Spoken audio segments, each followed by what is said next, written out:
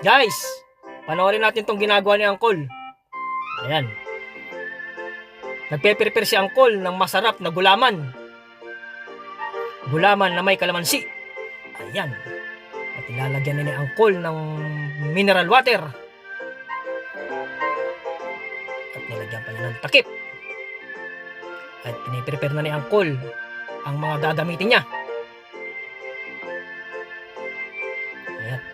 At nilagay niya yung isang timbang mineral water. At nilagay niya rin ang mga baso. Talagang maabilidad ang Uncle natin. At naghugas pa siya ng yelo. Napakasarap talaga ng palamig ni Uncle. Kalamansi flavor. Ayan. Nilagyan niya ng pampalasa. Halo-halo lang ni Uncle yan. Halo-halo. Ayan. At titingnan niya ang lasa. Tama na ba? At meron pang ekstrang baso si Uncle. Talaga naman. At baka makulangan siya ng baso. Ayan. Talagang bagong-bago pa.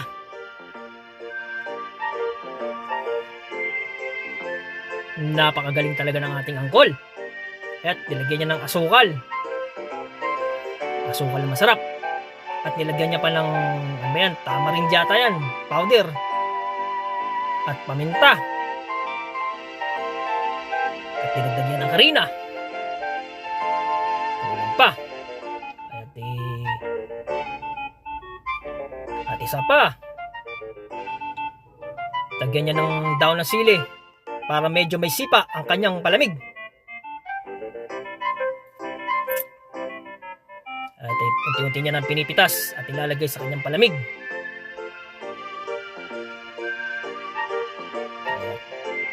Halo-halo lang ni Uncle yan. At dinasalan pa ni Uncle ang kanyang palamig.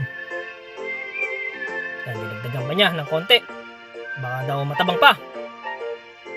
Halo lang si Uncle. Ayan, at binabahagan ni Uncle. Busog ang kanyang customer. At tumiri pa ng isa. Ayan, binahagi na ni Uncle sa mga mamimili. Ayan na. Talagang napakasarap ng palamig ni Uncle. Talaga naman si Uncle. Ayan.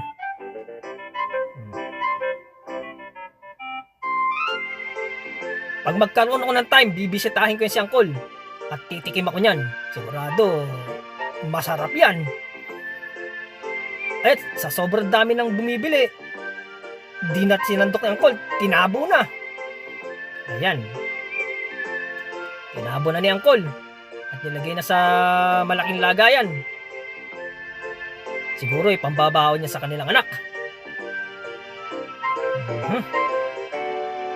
Masarap na masarap yan, Uncle.